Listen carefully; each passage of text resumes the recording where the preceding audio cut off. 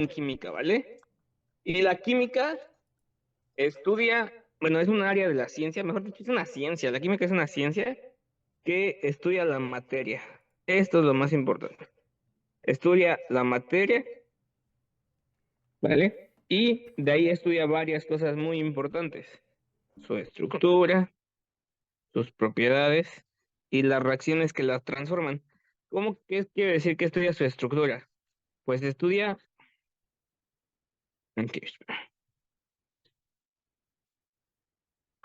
estudia cómo está hecha, ¿vale? De qué cosas se conforma. Porque toda la materia, mejor dicho, todos estamos hechos de materia. Y como todos estamos hechos de materia, pues y algo bien importante es que todas las cosas estamos conformados de diferentes cosas. Por ejemplo, no es lo mismo un humano y una piedra, ¿vale? Eso es más que evidente, ¿vale? Pero los dos estamos hechos de materia.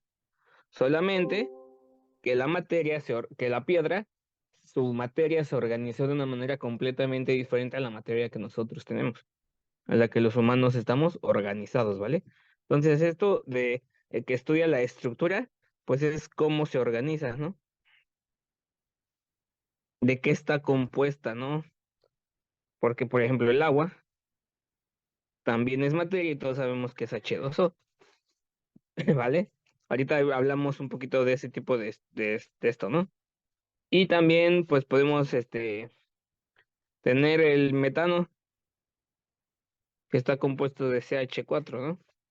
Y si se dan cuenta, pues los dos son materia, pero están compuestos de cosas completamente diferentes. El agua tiene hidrógeno y oxígeno, ¿no? Y el metano también tiene hidrógeno, la H significa hidrógeno, pero ya no tiene oxígeno, tiene carbono, ¿no? Entonces vean cómo estamos compuestos de materia, todas las cosas están compuestas de materia, pero pues tenemos estructuras completamente diferentes, ¿va? Ok. También Profe, mande. perdón que lo interrumpa, pero hay una compañera puso que no escuchaba, pero yo creo que es ella, no sé si alguien tenga ese problema porque yo escucho perfecto. Ok, deje pongo. Mm, Creo que es ella, ¿eh? Porque ella sí escucha bien. Igual por si le quiere escribir diciendo que pues todos sí estamos escuchando.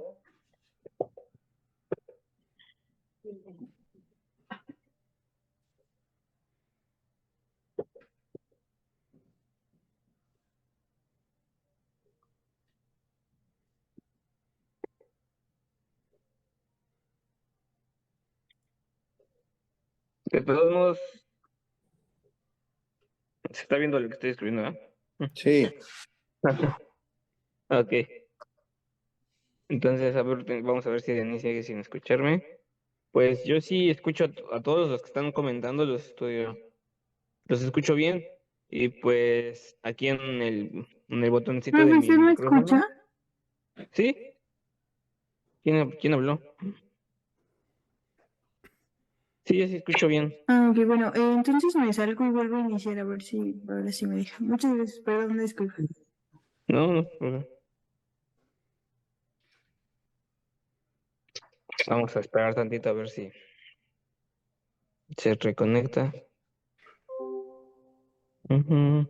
Vamos a esperar tantito.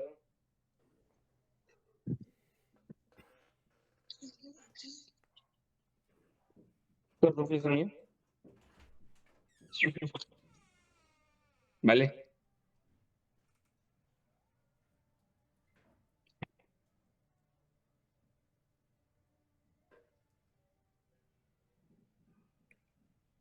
A ver. Bueno, iba a esperar a que se reconectara, pero no sé si va a tardar mucho. Bueno, vamos a seguirle. Ok, como les estaba diciendo, entonces, bueno, la materia, estudiamos cómo se estructura, también sus propiedades, ¿no? Propiedades. Vamos a tomar el mismo ejemplo del agua y del metano. Sus propiedades son completamente diferentes. Al tener diferentes elementos que las componen, pues sus estructuras, o sus, mejor dicho, sus propiedades son completamente diferentes, cambian, ¿vale? Vamos a ver si me escuchan. Vamos a ver que se una. Ujú. ¿Sí te escucho ahora? ¿Sí me escuchas ahora, Denis? Ya, ¿Quieres? profe, una disculpa. Creo que sí era yo. Me Vale. perdón. Perfecto. Vamos a seguirle entonces, ¿vale? Entonces, como les decía, entonces estudiamos la estructura. ¿Qué cosas la componen, ¿vale? Estudiamos sus propiedades, cómo esas cosas que la componen, pues funcionan, o no, más bien no funcionan, sino qué características adquiere al tener estas cosas. ¿Sí me explico? Las propiedades son como las características que las dominan, ¿va? Y también sus reacciones. Esto es muy importante porque hay elementos que cuando se juntan con otros elementos forman cosas completamente diferentes, ¿vale? Cuando nosotros juntamos, no sé, cualquier otras cosas, cuando fusionamos cosas, pues forman cosas completamente diferentes. Ahora se me ocurre un poquito el bronce, ¿vale? El bronce es un buen ejemplo, ¿vale? ¿Por qué? Porque el bronce es una aleación, ¿vale? Hecha de cobre y de estaño, ¿vale? Entonces, cuando se fusionan son como cosas, generan otra cosa, ¿vale? Fíjense, ¿a qué me refiero? Pues, el cobre es un buen, elemento, conductor, y el estaño es un material muy frágil, ¿vale? Pero cuando se combinan, pues el bronce no conduce muy bien la electricidad y tampoco, es material frágil, ¿no? O sea, estas dos características se perderían al combinarse. La materia pues adquieren características diferentes. Entonces estudiamos cómo es que suceden estas combinaciones. Eso es lo que estudia la química, ¿va? Ok, vamos a seguirle. Aquí. Vamos a definir lo que es materia porque me puse a hablar de la materia, pero no hemos definido lo que significa, ¿va? Fíjate, es todo aquello que ocupa un lugar en el espacio. Así se puede definir, como todo lo que ocupa un lugar en el espacio. Entonces, todo todo lo que podemos percibir, lo que podemos tocar, lo que podemos sentir, pues prácticamente es materia. ¿Por qué? Porque está ocupando un lugar en el espacio, ¿vale? Algo importante es que la materia tiene masa y también posee un volumen. Permítanme un segundito.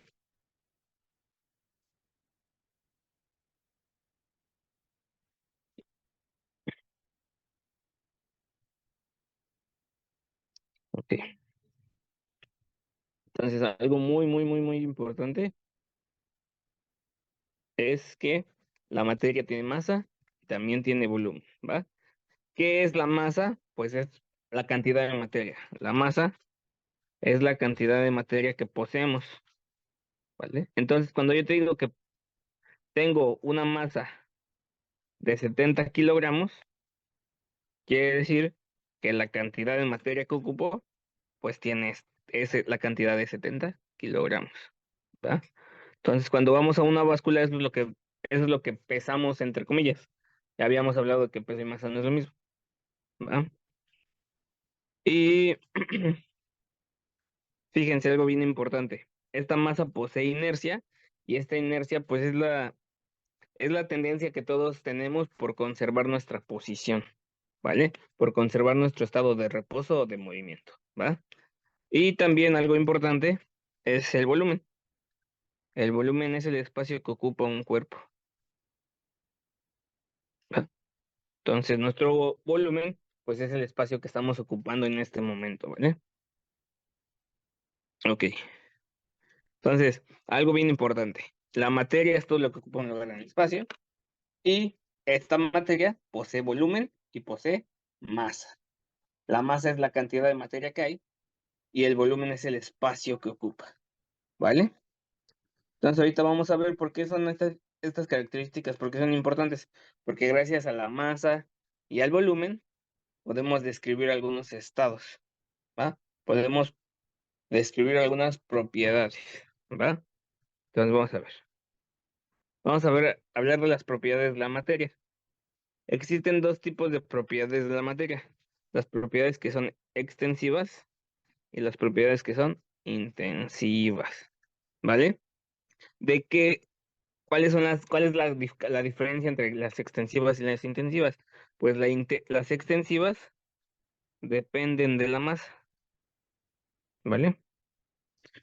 Algunos ejemplos, ¿cómo es que dependan de la masa? Pues mientras más masa tengan, pues las propiedades extensivas van a cambiar. O mientras menos masa tengan, la propiedad extensiva va a cambiar.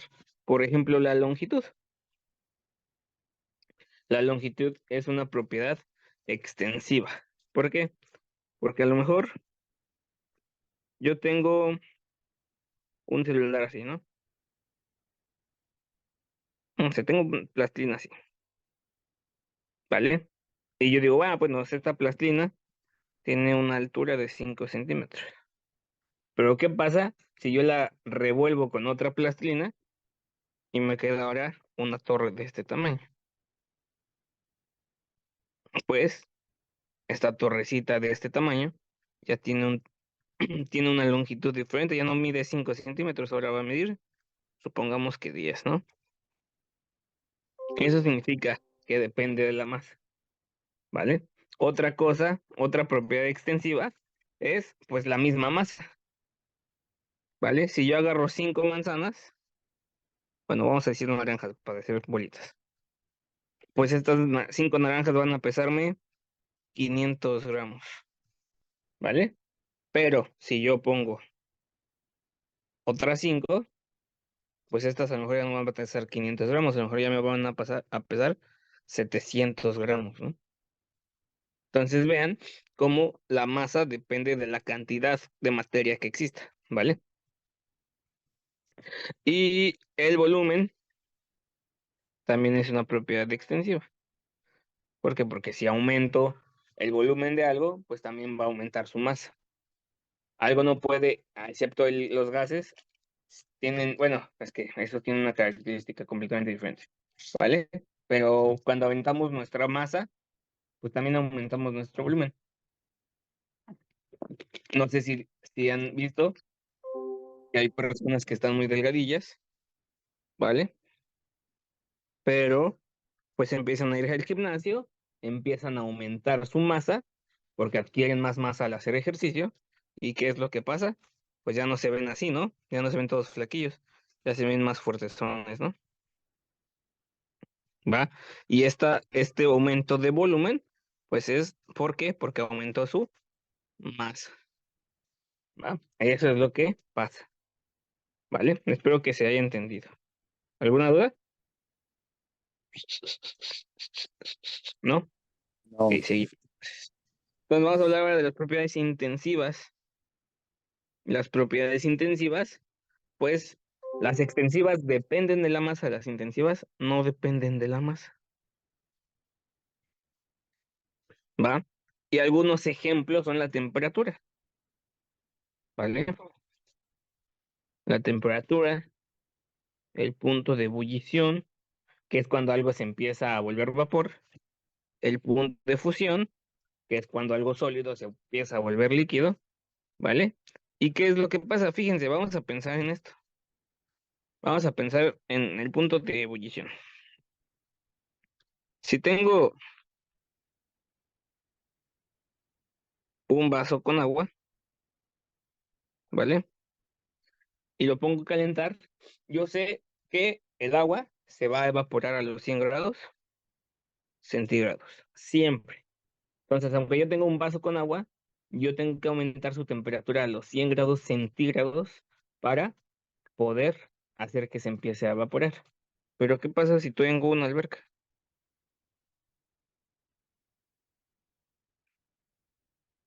Si yo tengo una alberca, tengo muchísimo más masa sí, pues tengo muchísimo más masa de agua que que en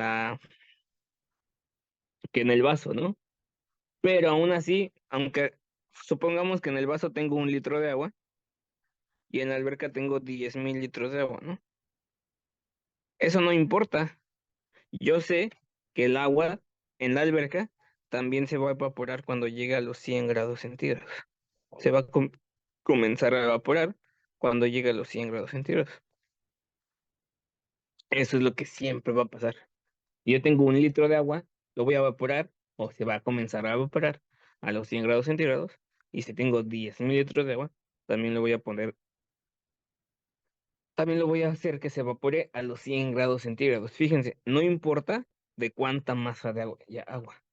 ¿Qué es lo que va a pasar? Pues aquí, pues a lo mejor me va a costar menos energía. Eso es diferente.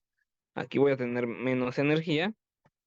Energía la voy a poner como Q, porque ya vimos ayer la Q, significa calor, ¿vale? Y aquí voy a necesitar muchísima energía, ¿no? Aquí voy a necesitar muchísima energía. ¿Por qué? Pues porque tengo más masa, ¿no? Pero eso no cambia de que el agua se va a evaporar a los 100 grados centígrados. Y no sé si les ha pasado a ustedes, ¿no? Supongo que han puesto a calentar este agua en su taza bueno, para hacerse un cafecito y pues hierve rápido, pero se tarda mucho en hervir más el agua que van a utilizar para los frijoles, ¿no? ¿Por qué? Pues porque es mayor cantidad de agua, ¿va? Por eso se tarda en hervir más. Pero eso no significa que el agua empiece a hervir a los 100 grados centígrados, ¿va? ¿Alguna duda con estas propiedades? Y fíjense, aquí ya tenemos como que la tablita con las más importantes, ¿no? Bueno, extensivas, longitud, volumen, masa, intensivas, temperatura, viscosidad, y el punto de ebullición y el punto de fusión. Este es cuando se empieza a evaporar.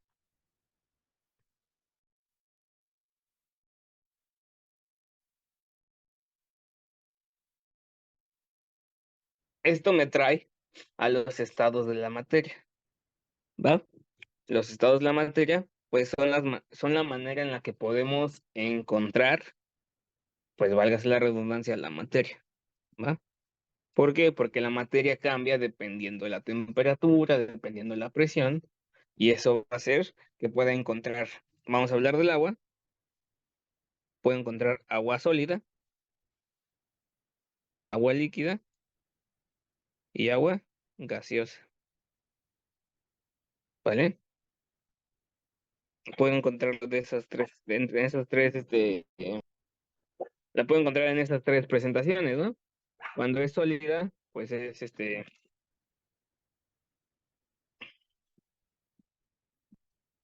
cuando es sólida, pues le llamamos hielo, ¿no? Cuando es líquida, pues sí, literalmente le llamamos agua, y cuando es gaseosa le llamamos vapor. Pero siguen siendo las mismas presentaciones, ¿no? H2O, ¿va? Ok. ¿Todo bien hasta ahí? Déjenme, me meto, a lo mejor ya hasta me desconecté y bueno, sí está bien. Creo que sigo activo. Perfecto. Ok, ok, sigamos, ¿vale? ¿Va? Fíjate. Entonces vamos a tener estas tres características y creo que, bueno, las vamos a poner así para que veamos lo que dice. Entonces tengo los tres estados de la materia que conocemos, el líquido, el sólido y el gaseoso. Hay más, por ejemplo, el plasma es un estado de la materia, ¿vale? Y hay otros más estados de la materia que no se estudian aquí, se estudian en clases más avanzadas de física y química, ¿vale? Pero estos tres no estaban. Entonces, realmente los estados de la materia son como 7 y generalmente los reducimos a estos tres, ¿no? Pero hay más estados de la materia, ¿va? Para que no se queden solamente con que existen tres, existen más, pero estos no se estudian aquí, ¿va? Ok. Y entonces empezamos con el estado sólido. Antes de seguir, quiero que vean cómo están los dibujitos. En el estado sólido, si nos podemos dar cuenta de cosas, es que el dibujo, pues se ve que está organizado, ¿no? Cada bolita representa una molécula de algo y se ven que están bien organizaditas, ¿no? Fíjense, entre ellas hay poquitos espacios. De hecho, parece que se están tocando todas, ¿no? Así bien organizaditas. En la líquida, ¿qué pasa? Pues se ven medio desorganizadas, ¿no? Y en la gaseosa, y en el gaseoso, ni se diga. Vean cuánta distancia hay entre ellos, ¿no? Habíamos visto en, en, en las propiedades, en la teoría cinética de los gases, en física, nos habíamos dado cuenta de que hay un postulado que te dice que el espacio que hay entre las moléculas de gas incluso es más grande que el mismo tamaño de las moléculas, ¿no? Entonces, para que se den cuenta de eso, ¿no? Ahora vamos a hablar de eso. Vamos a hablar del sólido. Entonces, el sólido nos describe que su fuerza de atracción es muy alta. Esta fuerza de atracción, aquí la voy a poner arribita, fuerza de atracción, ¿vale? Esta fuerza de atracción se describe como cohesión. Esa es la palabra que se utiliza, cohesión. La fuerza de atracción es la cohesión. Entonces podemos decir que los sólidos tienen una cohesión muy alta, ¿vale? En lugar de decir fuerza de atracción molecular, podemos decir cohesión, ¿va? ¿Y eso qué dice? Ah, es algo bien importante. Le permite tener volumen y forma definida. Esto es importante. Va a tener un volumen y una forma definida, ¿vale? Los sólidos, todos los sólidos que existen tienen volumen y forma definida, ¿vale? Vamos a ver ahora qué describe de la cohesión de los líquidos, ¿va? Los líquidos dice que su cohesión es menor que la de los sólidos, ¿vale? Lo que implica que tengan po- un poco de libertad de movimiento. ¿Qué significa que tengan libertad de movimiento? Pues que van a poder fluir. ¿Qué significa fluir? También lo habíamos visto ayer, pues que se pueden dejar ir, ¿no? Si yo los, si yo los tiro, ellos van a desplazarse, ¿vale? Automáticamente. Si yo dejo una piedra en el piso, la piedra en el piso no se va a desplazar. Pero si yo pongo un, si yo dejo caer poquito de un vaso de agua al piso, esa agua va a desplazarse. Eso significa que puede fluir, ¿va? Y vamos a ver qué dice de la cohesión de los... Ah, bueno, me faltó aquí subrayar, ¿no? Aquí la cohesión es muy alta, la atracción molecular es muy alta, acá la atracción molecular es menor que los sólidos, y vamos a ver la última. Dice que su fuerza de atracción son prácticamente nulas. ¿Qué quiere decir que son nulas? Pues que las partículas o las moléculas no se van a querer tocar, ¿vale? Nunca se van a intentar tocar. ¿Está bien? Eso es lo que dice aquí. Ahora vamos a ver esto. Del sólido, vamos a seguir hablando de los sólidos. Fíjense, como sus moléculas están muy bien pegadas porque hay mucha cohesión, pues no van a poder moverse. Si tú dejas un sólido en su lugar, pues ahí va a estar siempre, a menos de que alguien más lo mueva, ¿no? Pero si tú dejas algo en un lugar, pues ese algo no se va a poder mover. Pero ¿qué va a pasar? Que va a poder vibrar. Todos los sólidos vibran, ¿vale? Y tenemos nuestra propia pues, frecuencia. Nosotros vibramos, los edificios vibran, y no significa que está malo, simplemente como es un sólido, no se puede desplazar, pues vibra. ¿Por qué vibramos? ¿Por qué los sólidos vibran? Porque es la manera en la que liberan energía, ¿va? La vibración es una manera en la que liberamos energía, ¿vale? Y algo importante es que los sólidos no son comprensibles. ¿Qué significa que no son comprensibles? Pues que no se pueden comprimir, ¿vale? No que no los puedan comprender. No, no se pueden comprimir, ¿va? Y eso hace que al presionarlos su forma no se modifique. Solamente cuando los presionamos con una fuerza menor. Si nosotros aplicamos una fuerza muy, muy, muy grande, sí los podemos llegar a deformar. Pero ¿qué pasa si deformamos un sólido? El sólido se rompe, ¿vale? Si nosotros presionamos o comprimimos un sólido con mucha, mucha fuerza, eso va a hacer que se rompa, ¿vale? Entonces, generalmente decimos que no son comprensibles porque no se comprimen con fuerzas menores. Si agarramos una fuerza mayor, sí se puede comprimir, pero no van a comprimirse como tal, va a romperse, ¿va? Ok, le seguimos. Vamos a hablar ahora de los líquidos. Fíjense, como hay poca cohesión molecular, pues no tienen forma definida. Los líquidos no tienen forma definida. ¿Y qué es lo que hacen? Pues adoptan la forma del recipiente que los contiene, ¿vale? Y dice que son poco comprensibles. ¿Qué quiere decir? Que se pueden comprimir muy poco. Si se dan cuenta, si se acuerdan, cuando vimos lo de la prensa hidráulica, les dije que había líquidos que no se pueden comprimir, por eso los ocupamos en las prensas hidráulicas, en los gatos hidráulicos y en ese tipo de cosas. ¿Se acuerdan? Que les dije que generalmente hay aceite, ¿vale? Que ese aceite pues no se va a poder comprimir. Es lo que les había dicho. Y vamos a terminar ya de los líquidos. Fíjense aquí, algo muy importante es que los sólidos tienen un volumen y su forma está definida. Aquí vamos a ver. Los líquidos no tienen forma definida, adoptan la del recipiente que los contiene y tienen volumen definido, ¿vale? ¿Qué significa esto? Pues que su volumen se puede contar, ¿vale? Está definido. Por ejemplo, 1 litro de agua tiene su volumen bien definido. 1000 litros de agua, pues tiene su volumen bien definido. ¿Cuál es su volumen? Pues 1000 litros. ¿Va? Vamos a seguirle. Ahora con esta. Ok. Pita.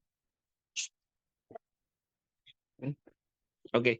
Entonces, las fuerzas de atracción habíamos otra vez a repasar. El gas, los gases, la fuerza de atracción entre sus moléculas no existe, ¿vale? Es nula. Entonces, sus moléculas nunca se van a tocar, ¿va? Y eso significa que están desorganizados.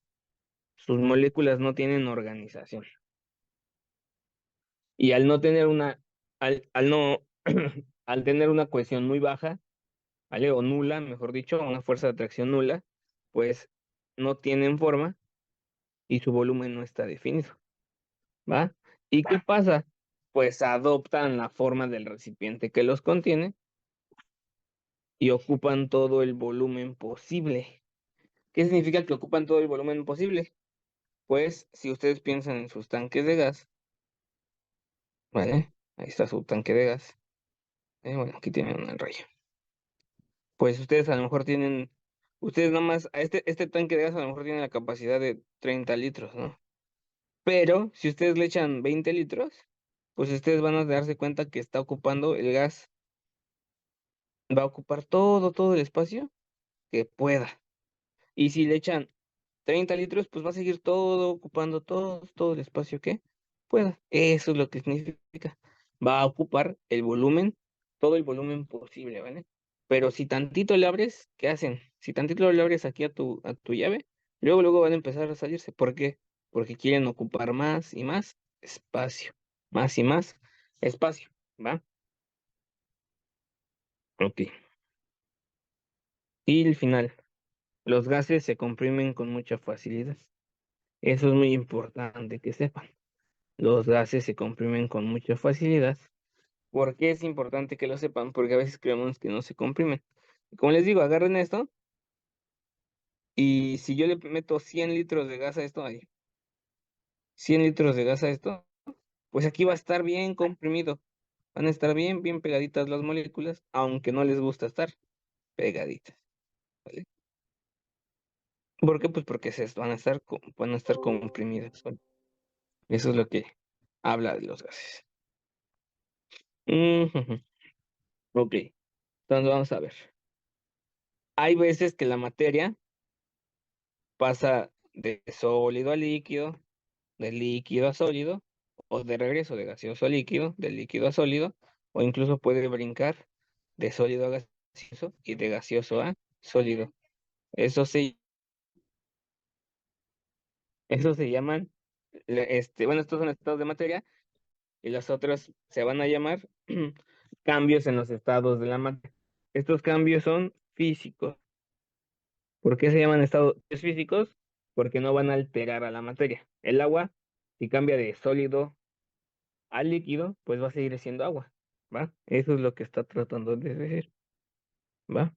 Entonces vamos a ponerlos aquí. Estos son los estados de cambio. Los cambios de estado de la materia, ¿va?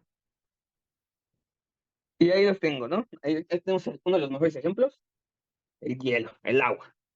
Tenemos hielo, tenemos agua líquida y pues tenemos agüita en las nubes, ¿no? Una nubecita, ¿va? Entonces vamos a ver. Cuando va de sólido a líquido se llama fusión. Fusión, ¿vale? Pero su inversa de la fusión se llama solidificación, ¿vale? Se llama solidificación, ¿va? También puede ir de líquido a sólido a gas y esto se llama evaporación. Y si va de regreso, se llama condensación, ¿no? Lo que sufrimos todos los que utilizamos lentes en invierno, ¿va? La condensación, ¿va? Y como les había dicho hace rato, puede ir directo de sólido a líquido, de sólido a gas, perdón. Si vas directo de sólido a gas, se llama sublimación. Y si va directo de gas a sólido, se llama cristalización, ¿va? Esos son los 6 cambios de estado de la materia, ¿va? Ahora, hay algunos ejemplos aquí, por ejemplo, porque me pueden decir, ¿a poco el hielo puede ir directamente a volverse gas? Sí, eso se llama, eh, bueno, no sé si ubican las máquinas de humo en las fiestas, no sé en dónde más los pongan, ¿va? Pero generalmente en las fiestas hay máquinas de humo y estas máquinas de humo pues hacen es subliman el hielo, ¿va? Estas máquinas de humo lo que hacen es hacer el hielo seco, de hecho echan hielo con sal, hielo seco, así se llama, y lo aumentan a una temperatura muy rápida y eso hace que se vuelva vapor sin la necesidad, ay, sin la necesidad de volverse líquido, ¿vale? ¿Está bien? Y ya es eso, ¿va? Entonces vamos a ver los cambios de la materia, ¿va? ¿Alguna duda con los cambios de estado?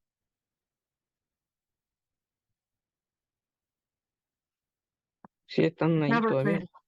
Ah, bueno, creo que sí me Acá escuchan. de que está. Sí, no, ninguna. Ok, va. No duden en preguntar si tienen alguna duda. ¿Va? Vamos a seguirle. Vamos a seguirle.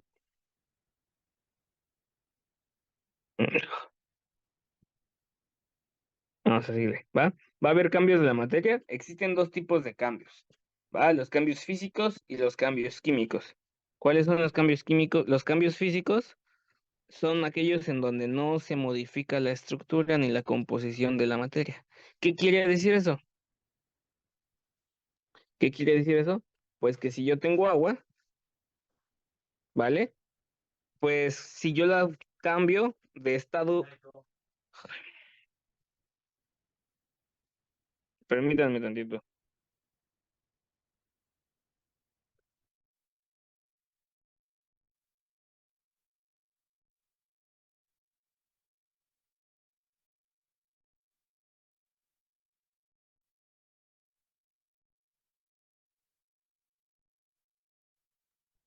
Ahí va. Perdón, ya regresé. Este, tengo los cambios físicos, ¿va? Entonces les estaba diciendo que los cambios físicos no se modifica la estructura de la materia, ¿vale? Ni la composición de la materia, ¿vale? Son cambios que no son permanentes, es algo importante. Los cambios no son permanentes, ¿va? Entonces, ¿qué significa? Pues que pueden regresar, ¿no? Pueden regresar a ser como era antes. Un ejemplo de cambios físicos es, pues son estos los cambios de estado. El hielo se derrite y se vuelve agua líquida, pero si tú la metes otra vez al congelador, pues se va a volver hielo de nuevo, ¿va? Eso es lo que pasa. Ese sería un cambio físico. ¿Por qué? Pues porque el agua sigue siendo agua en este caso. No va a modificar su estructura, pero sí va a modificar algunas propiedades, porque el hielo tiene diferentes propiedades que el agua líquida, ¿no? Pero su estructura sigue siendo la misma. Y como les digo, no es un cambio.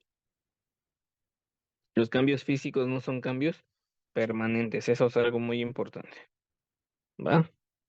Vamos a seguirle. Están los cambios químicos, ¿vale? Que son aquellos en los que se modifica. Aquí sí se modifica la estructura, fíjense. Y también se modifican sus propiedades. En estos estados, al modificar su estructura y sus propiedades, hace que sean cambios permanentes.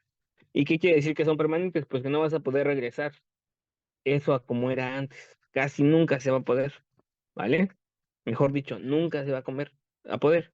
Un ejemplo de estos es, pues por ejemplo, cuando yo tengo metano. Ustedes saben que el metano es un gas natural, ¿vale? Es un gas que si nosotros tenemos oxígeno y tenemos una chispa, pues vamos a generar que esta cosa se vuelva fuego, ¿verdad? Y cuando empieza a combustionar, pues cambia completamente sus características, ¿va? Otro ejemplo, tenemos papel, ¿no? Una hoja de papel, ¿vale? Si nosotros le ponemos fuego, pues esta hoja de papel se va a quemar. ¿Y qué nos va a quedar al final? Pues nos van a quedar cenizas, ¿vale? Estas cenizas jamás van a volver a ser papel, nunca más. Eso significa no podemos regresarlo, ¿vale? No podemos regresarlo a su estado. Hay otros cambios químicos, no solamente la combustión. La oxidación es otro cambio químico, la corrosión es otro estado, es otro cambio químico. Bueno, la combustión es uno de ellos, estos son como los tres más importantes, pero hay otros más, ¿va? Ok. ah, ¿Alguna duda hasta aquí? Bueno, conste, ¿va?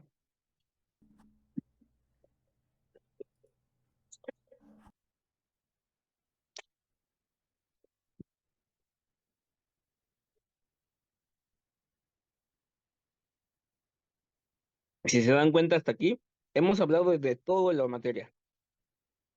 Qué es lo que se define, lo que define la materia, cuáles son las propiedades de la materia, cuáles son los estados en los que la podemos encontrar, sólido, líquido, gaseoso, cuáles son los cambios que sufren, si hay cambios físicos o químicos, ¿vale? Y ahora vamos a ver cómo se clasifica la materia. Se clasifica en dos grandes grupos, en las sustancias puras y en las mezclas, ¿vale? Una sustancia pura, ¿vale? Son las que tienen átomos iguales. Aquí llegamos a la definición de un átomo, ¿vale? Que el átomo prácticamente es una partícula que no se puede dividir, ¿vale? Y tenemos aproximadamente 118, más bien no aproximadamente, esa es la cantidad indicada. Tenemos 118 tipos de átomos diferentes, a los que llamamos también elementos. A estos átomos les llamamos también elementos, y de hecho los podemos encontrar a estos 118 tipos de átomos diferentes, los podemos encontrar en la tabla periódica. Ahí están los 118 que existen actualmente y obviamente podrían volverse más si nosotros llegamos a sintetizarlos, ¿no? Entonces, las sustancias puras prácticamente son estos 118 tipos de átomos. ¿Por qué? Porque aquí los átomos son iguales, ¿va? Entonces voy a decir eso, ¿va? Y pues ya. Y algo importante es que las sustancias puras no pueden separarse mediante métodos físicos. Al rato vamos a hablar de los métodos de separación físicos y vamos a darnos cuenta que, pues, esos métodos físicos solamente funcionan para las mezclas, ¿va? Entonces aquí están las sustancias puras. Las sustancias puras se dividen en elementos y en compuestos, ¿vale? Estos elementos, como les digo, son los 118 elementos de la tabla periódica que hay, ¿vale? Y estos compuestos son la combinación de estos elementos.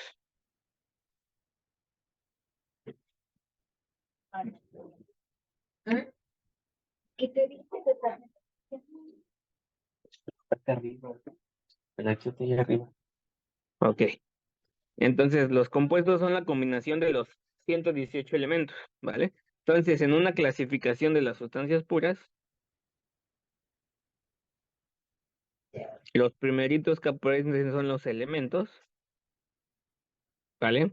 Y después aparecen las combinaciones de los elementos, a los que llamamos compuestos.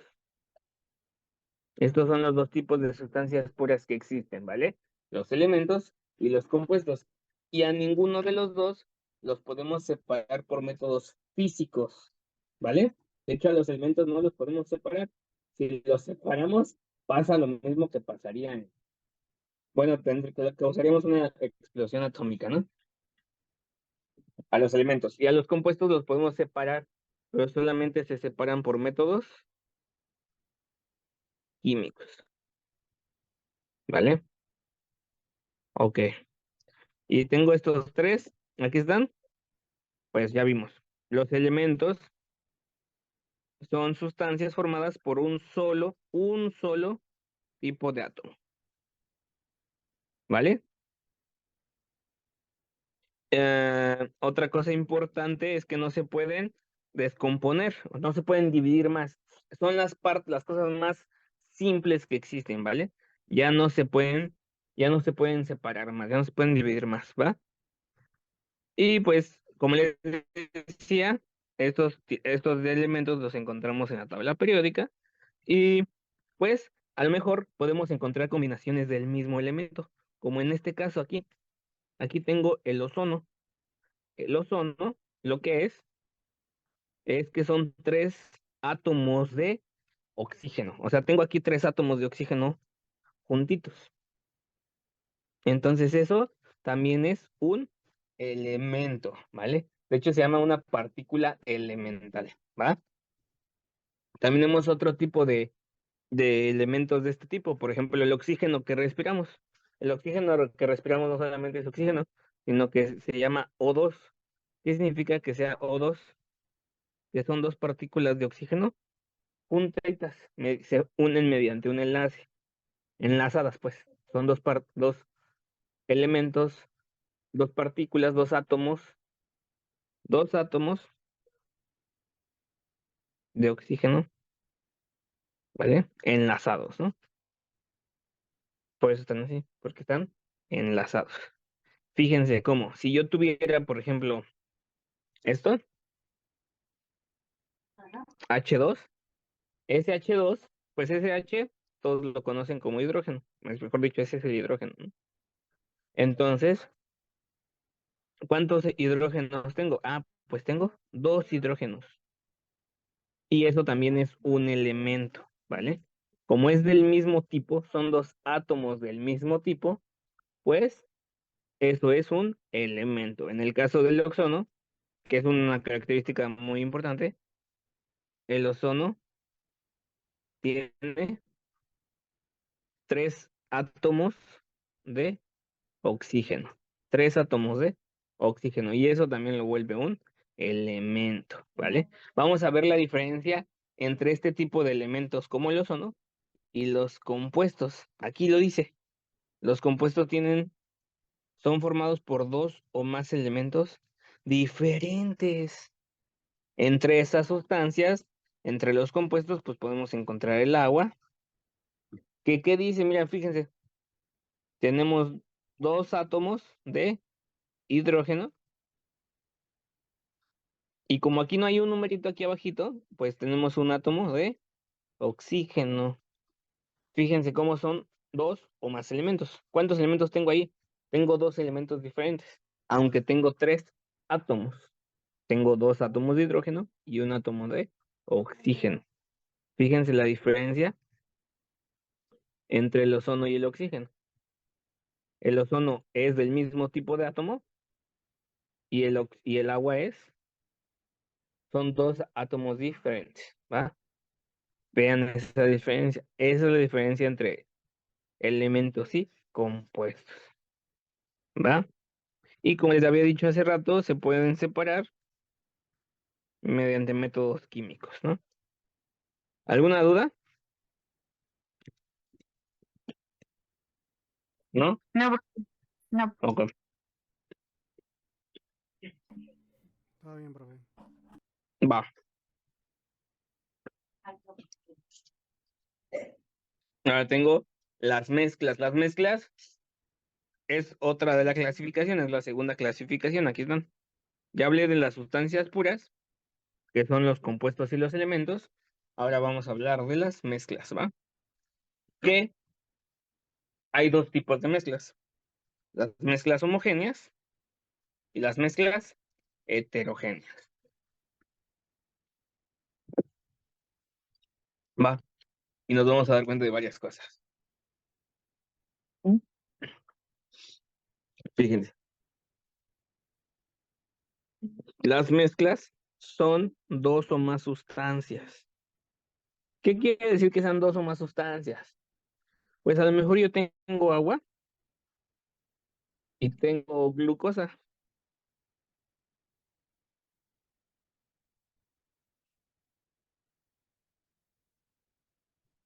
Fíjense, yo tengo agua, yo tengo glucosa y si yo las mezclo, pues tengo agua con glucosa mezclada, ¿va?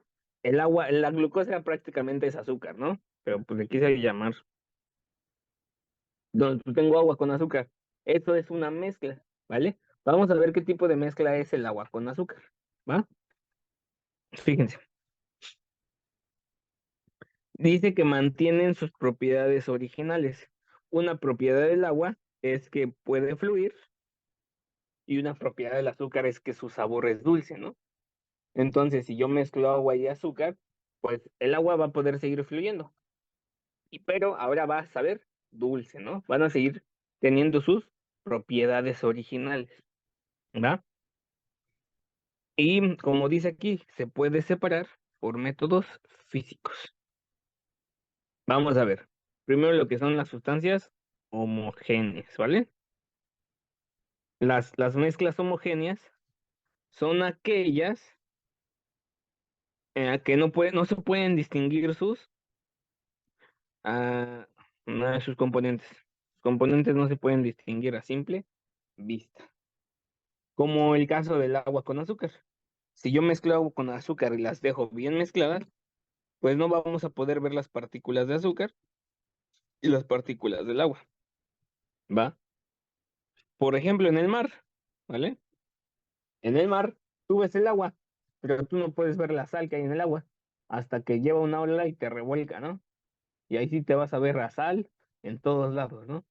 Eso es lo que pasa. Nosotros no podemos ver el agua, bueno, en el caso de que hablemos del mar, pues no podemos ver ese tipo de cosas, ¿no? ¿Va? No podemos distinguir sus componentes a simple vista, ¿va? Ah, ok. Y a esto, como no se pueden distinguir, decimos que las mezclas homogéneas tienen una sola fase. ¿Qué quiere decir que tienen una sola fase? Pues tienen una fase líquida, ¿vale? La fase prácticamente es de qué están compuestas o qué se puede ver a simple vista. Y como solamente vemos líquido, decimos que la fase es líquida, ¿vale? Sigo hablando del agua con azúcar, ¿no? Ejemplos de mezclas homogéneas, pues el aire no lo podemos distinguir, de hecho tiene una sola fase, una fase gaseosa, ¿va? pero el aire está compuesto de oxígeno, de ozono, de nitrógeno, de helio, de flúor. Tiene un montón de elementos ahí. Por lo tanto, de gases, tiene un montón de gases. Entonces, pues, al que no se pueda ver, pues podemos decir, al que no se puedan distinguir, podemos decir que que es una mezcla homogénea, ¿vale? La sangre. Tampoco podemos reconocer los componentes que tiene nuestra sangre a simple vista. Nada más vemos algo rojo y ya. Ah, bueno, pues nuestra sangre también es una mezcla homogénea. Y la sangre pues tiene una fase líquida, ¿no? Porque la sangre es líquida, ¿va? Y el agua con alcohol. Si yo mezclo agua con alcohol, pues no se va a distinguir, ¿no? No vamos a distinguir el agua del alcohol y pues por eso también decimos que tiene una fase completamente líquida, ¿va? Un ejemplo de una mezcla homogénea para sólidos, hace rato lo mencioné, sería el bronce, ¿vale? El bronce estaba hecho de estaño con cobre, ¿vale? Entonces, fíjense, nosotros vemos el bronce en algunas estatuas, como la Estatua de la Libertad, ¿no? Que está así con su flamita, ¿no? La Estatua de la Libertad está hecha de bronce, pero nosotros no podemos distinguir a simple vista el estaño y el cobre. Entonces decimos que está en una sola fase, en una fase sólida, ¿va? Ok. Y vamos a hablar de las mezclas heterogéneas, ¿vale? Y las, la- las mezclas heterogéneas, al contrario que las homogéneas, pues sus componentes se pueden distinguir a simple vista, ¿verdad? Y podemos decir que tienen dos o más fases. Por ejemplo, el agua con aceite. Si yo mezclo agua con aceite, nos vamos a dar cuenta que se así, ¿vale? Y yo puedo decir, tiene dos fases. Una fase tanto líquida y la otra fase también es líquida, ¿vale? Pero ¿qué pasa si yo a este agua con aceite le echo piedras? Las piedras se van a ir al fondo, ¿vale? Y también se van a poder distinguir. Bueno, pues esta sería su tercera fase y sería una fase sólida, ¿vale? Una ensalada también es una mezcla heterogénea, ¿no? O un cóctel de frutas, ¿va? O todas las cosas que están en este momento en su puerto, ¿no? En donde estén, pues todo eso es una mezcla heterogénea, ¿va? Esas son las dos tipos de mezclas que existen, ¿vale? Y como les digo, hay tipos de separación de mezclas. Vamos a utilizar las mezclas, los métodos, vamos a ver los métodos de separación de las mezclas homogéneas, que nada más son dos, y los métodos de separación de las mezclas heterogéneas, que son tres, ¿vale? Fíjense, la cristalización lo que haces es tener el recipiente con algo, ¿vale? Y lo empiezas a calentar, pero no solamente le calientas, ¿vale? Empiezas a Bueno, sí, nada más lo comienzas a calentar, se empieza a evaporar, ¿va? Y después viertes lo que te sobre en un filtro, ¿no? Lo que te sobró lo pones aquí y ya se va a cristalizar, ¿no? Esta es la manera de la cristalización, sería la manera en la que yo puedo obtener sal del agua, ¿no? Empiezo a calentar el agua, hasta que se empieza a evaporar un poco y ahí la empiezo a filtrar. Esa filtración, lo que resulte de esa filtración, pues se va a volver cristales ¿de qué? Pues de sal, ¿va? Después tengo la destilación, que se utiliza para líquidos, generalmente de diferentes, que pueden evaporarse a diferentes temperaturas. Esto es muy importante, ¿vale? Por ejemplo, el alcohol más o menos se evapora a los 37 o 40 grados centígrados, ¿vale? O sea, antes de los 40 ya se puede estar evaporando, ¿no? Y a los 40 ya es un hecho de que se va a evaporar, ¿va? Entonces, este método de separación de mezclas Lo utilizamos mucho en la industria, bueno, se utiliza mucho en la industria del tequila, ¿no? ¿Por qué? Porque cuando sacan los agaves, pues tienen agua y esta agua no sirve, entonces lo que hacen es destilar todo lo que tiene ahí el agave, ¿vale? Para después, aquí, por ejemplo, aquí tengo el liquidito que salió del agave, ¿no?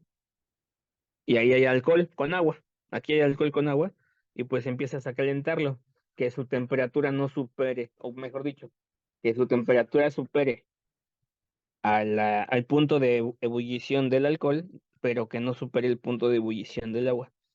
¿Por qué? Porque se va a evaporar el alcohol, va a pasar por acá, va a seguir su caminito, y aquí esto es una como cámara de enfriado, ¿vale? Entonces aquí se empieza a enfriar y cae hacia acá, ¿vale?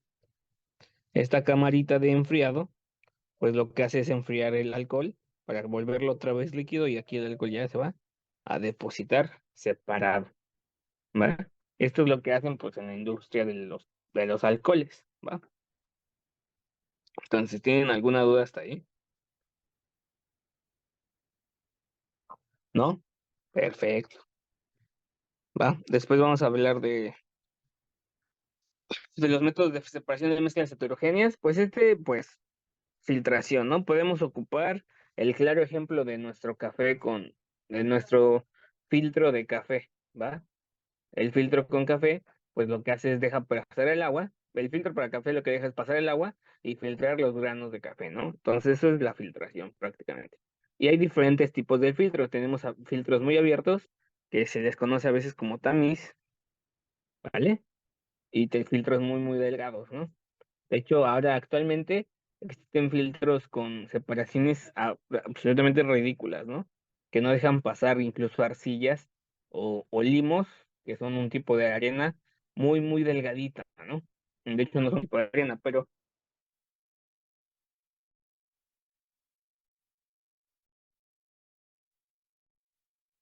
ahorita no se puede distinguir la abertura que hay entre los filtros, con eso le digo todo, ¿va? Después está la decantación. La decantación se utiliza, por ejemplo, para el aceite con agua. ¿Va? Porque pues tú ahí viertes el aceite y el agua medio mezclados, los dejas que se decanten, ¿qué quiere decir? Pues el que está más denso va a quedarse abajo y el líquido menos denso va a quedarse arriba, ¿va? ¿Y qué va a pasar? Pues tú vas a abrir esta perillita que está aquí y vas a dejar pasar el agua. Y el agua va hasta que ya veas que está llegando aquí el aceite, pues le cierras y pues ya tienes prácticamente separadas las dos líquidos, ¿no? Y está la centrifugación, que la centrifugación consiste en dejar girar algo muy, muy rápido. ¿Para qué? Para que por densidad también se separen algunas cosas. La sangre, por ejemplo, aunque es una mezcla heterogénea, se separa. De hecho, la centrifugación es un método de separación de mezclas homogéneas, ¿no? La primera cosa que tenemos aquí, ¿va? ¿Y qué es lo que hace? Pues aquí tienes tu sangrita y la haces separar, la separas, la separas, la separas. Y pues por densidades, así va a quedar. Vas a tener los eritrocitos, que son los glóbulos rojos, vas a tener las plaquetas y al final el plasma, ¿va? El plasma, pues es la parte más liquidilla, ¿no?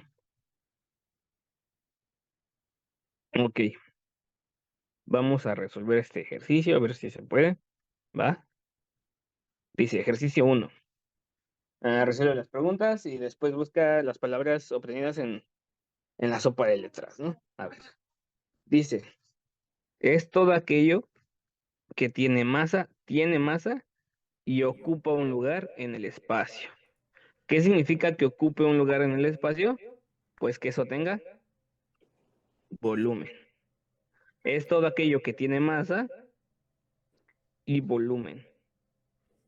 Entonces eso sería la Materia. Materia. materia. ¿Va? Muy bien. Vamos a seguir. Estado de la materia donde las moléculas tienen nula fuerza de cohesión. Recuerden que la fuerza de cohesión es la atracción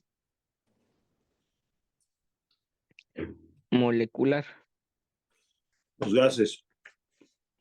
Exactamente. Y como dice nula, muy bien, como dice nula fuerza, entonces no tiene nada de fuerza de atracción. Y eso lo hacen los gases, ¿no? Los líquidos diría poca fuerza de cohesión, ¿no? Ok. En una sustancia pura, es una sustancia pura que puede dividirse por métodos químicos en sustancias más simples. Una sustancia pura. Aquí tenemos dos. Nada más puede ser de dos tipos. O tenemos elementos o tenemos los compuestos. Pero ¿qué más dice? Puede dividirse.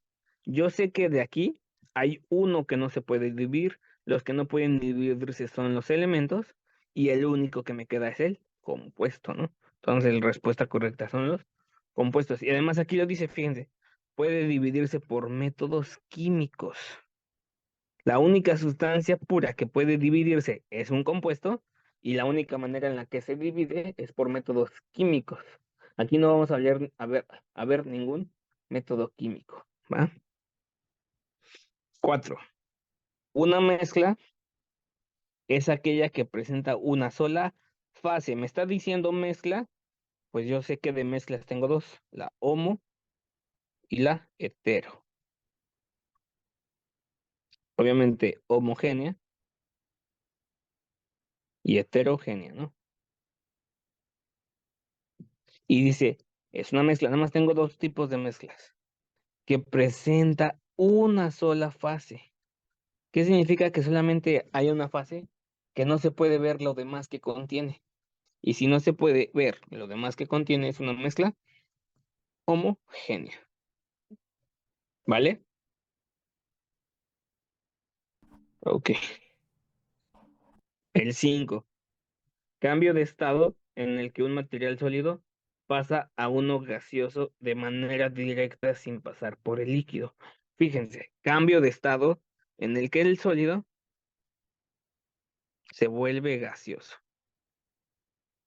pero no pasan por el líquido. Entonces, líquido, tache guarache. ¿Y cuál es ese estado en el que va de sólido a gaseoso? Ese Sublimación. estado es la, ¿cómo? Sublimación. Sublimación, perfecto. Muy bien, vamos a seguirle.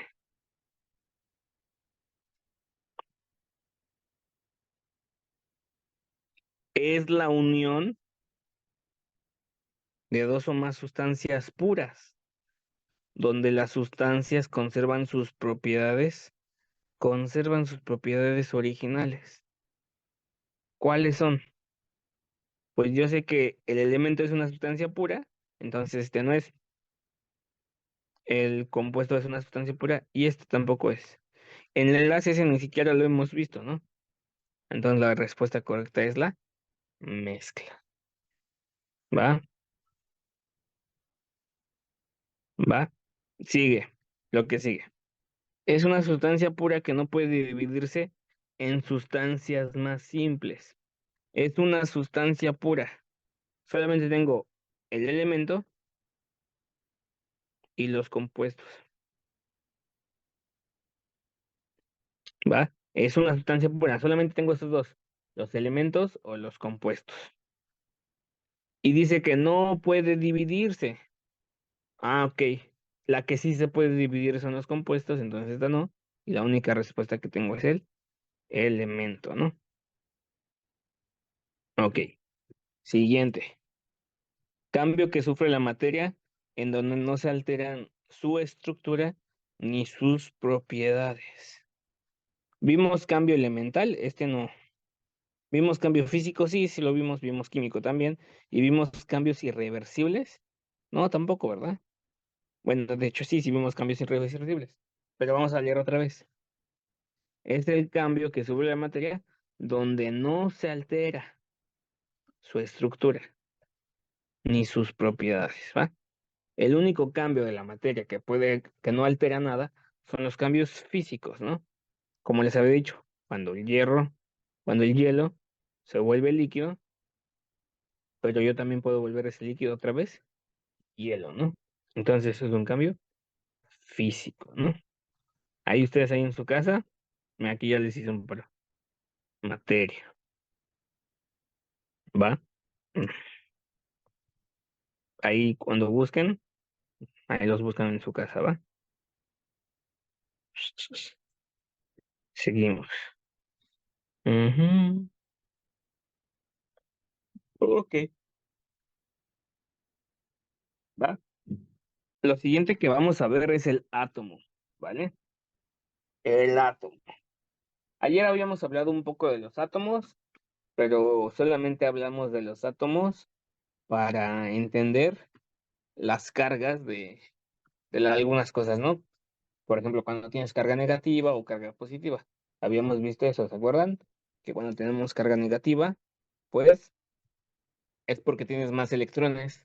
Y cuando tienes carga positiva, es porque tienes menos electrones, ¿no?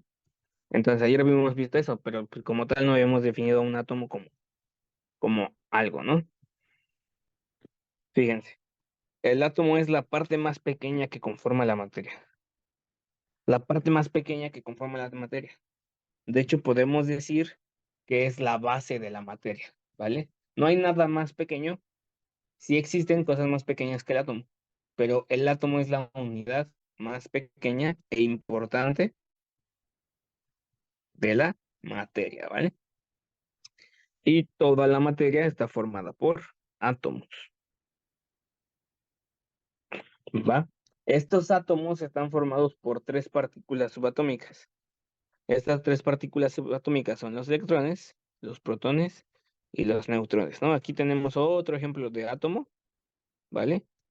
En el que podemos ver en el centro que a este centro todo esto se le conoce como núcleo y a esto se le conocen como órbitas, ¿vale?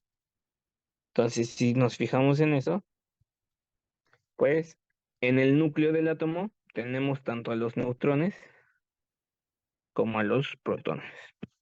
Y en las órbitas, girando alrededor del núcleo, tenemos a los electrones, ¿vale? Los, los electrones son partículas subatómicas que se encuentran en las órbitas del átomo, ¿vale? Fíjense, tienen carga negativa.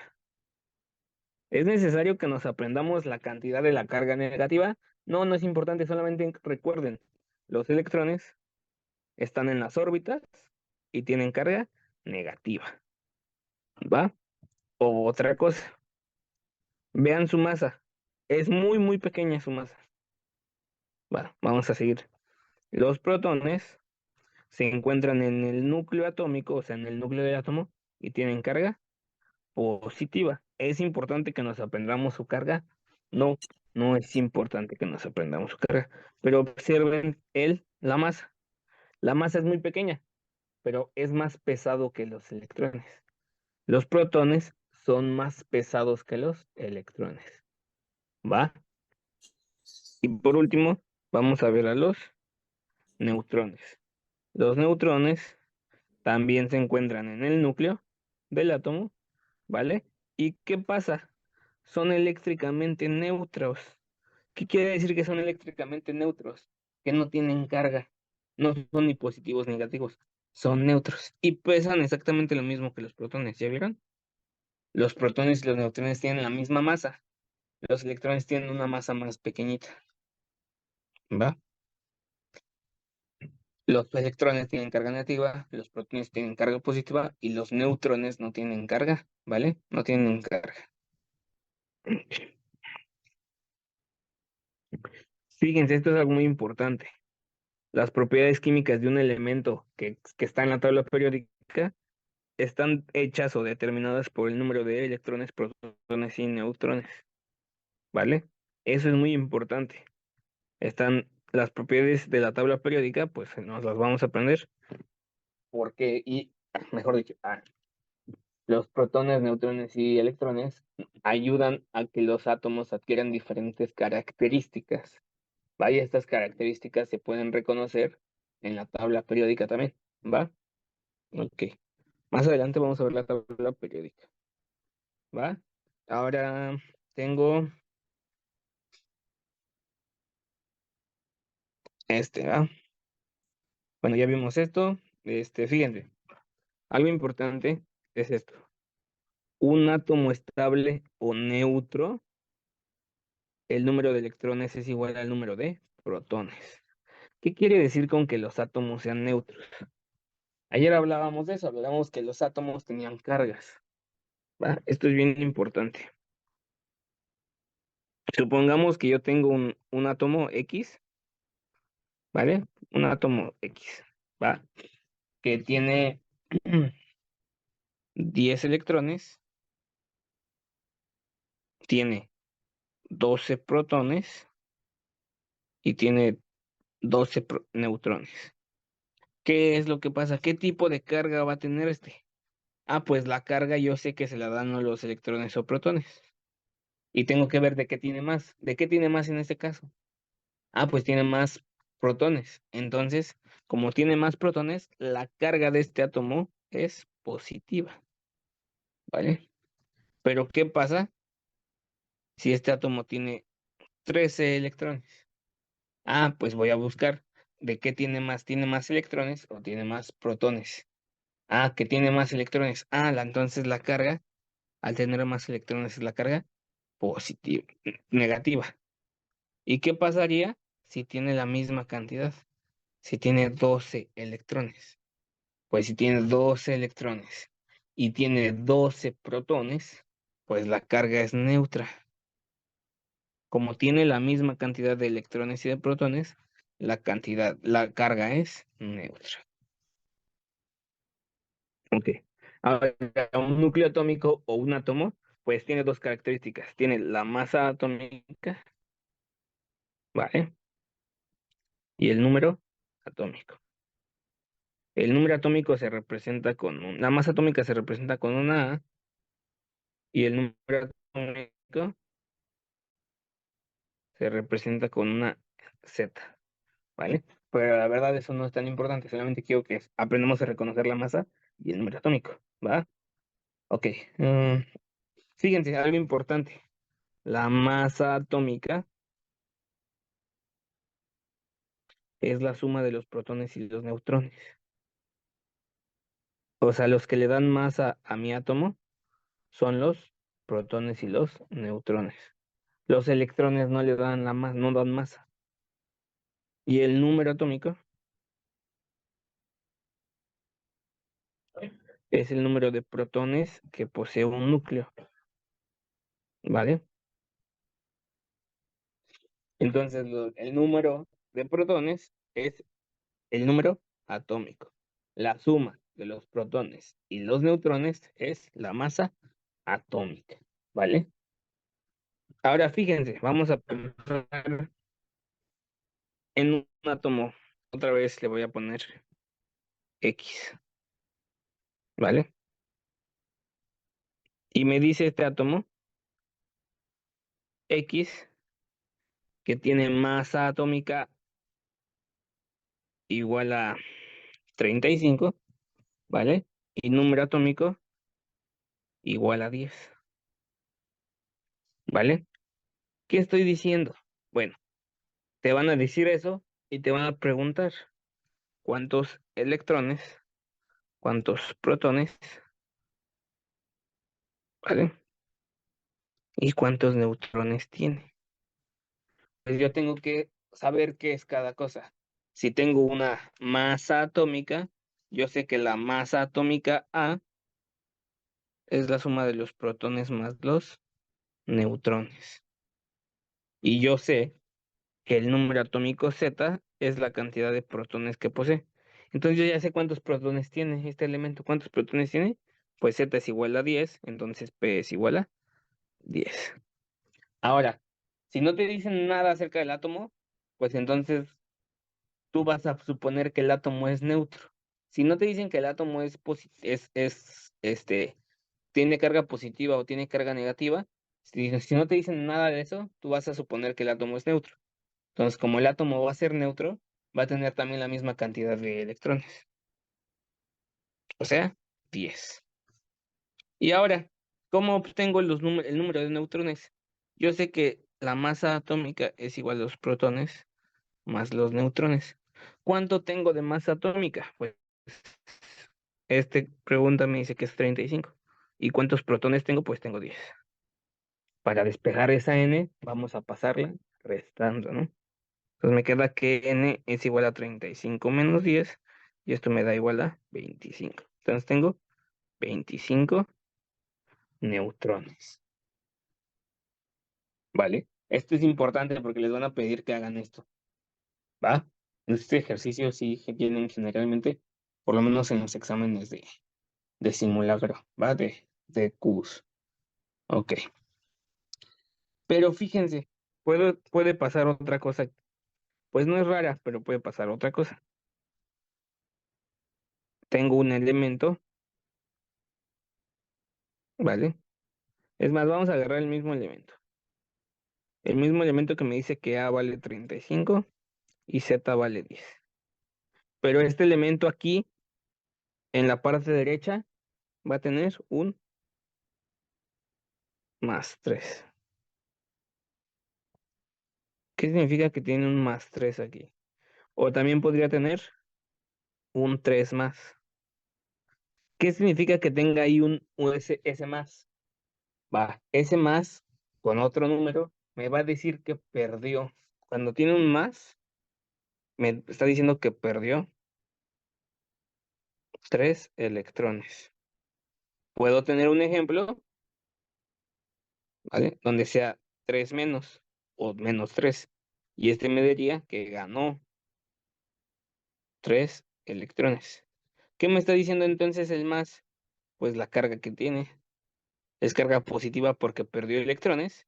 Y esta es carga negativa porque ganó electrones. ¿Va? Y con ese número yo me puedo dar cuenta de lo siguiente. Ya sé que ese más 3 significa que perdió 3 electrones. Fíjense entonces, sus electrones, sus protones y sus neutrones van a cambiar. ¿Va? Yo sé que tiene de protones 10, porque Z es igual a 10. ¿Va? Ahora, como ya identifiqué que perdió 3 electrones, pues a 10 le voy a quitar 3. Eso me va a dar 7. Y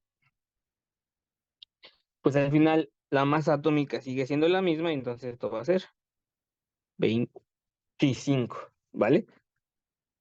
¿Está bien? ¿Alguna duda?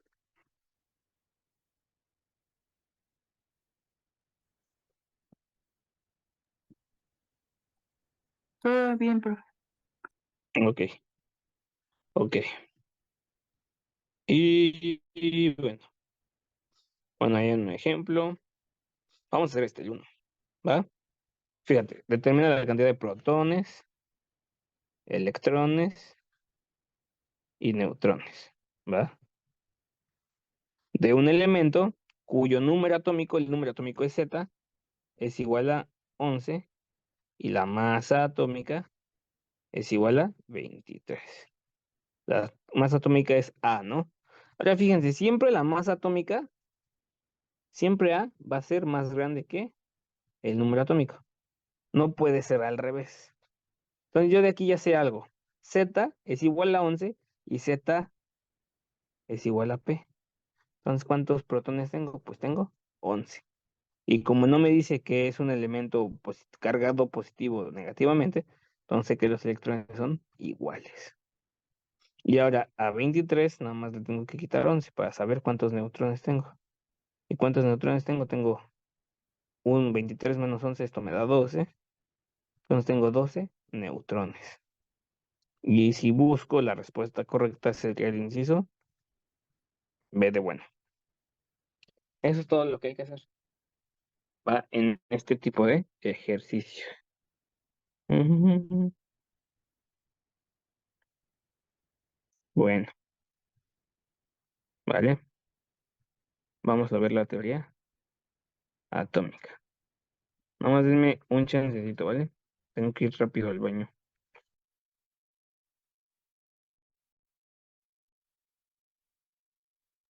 Sí, profe, descuide.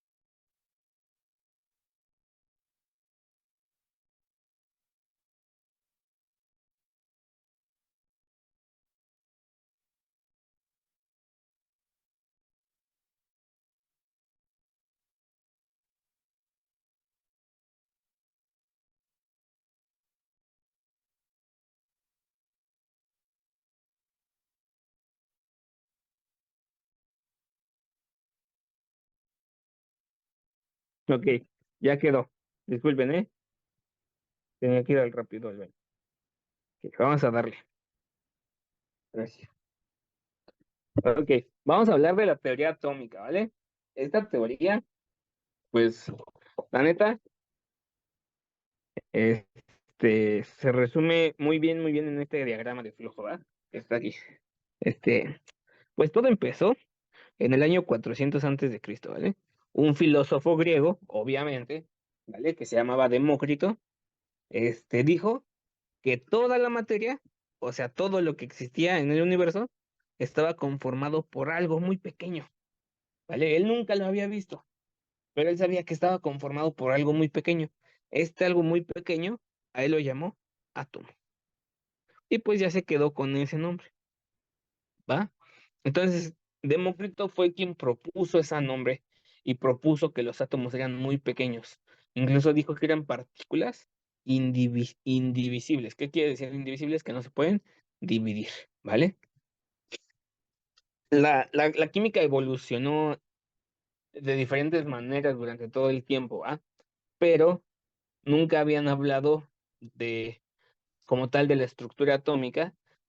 ¿Hasta qué año? Hasta 1800. Imagínense cuántos años pasaron de los 400 antes de Cristo, donde estaba Demócrito, hasta los años 1800. Si no me equivoco, pasaron 2000 años, más de 2000 años, 2200 años, ¿va?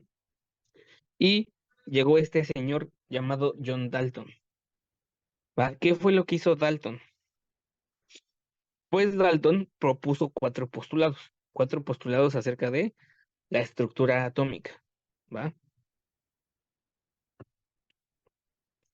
Sí me estoy escuchando, creo que no quité, sí, sí quité mi, va.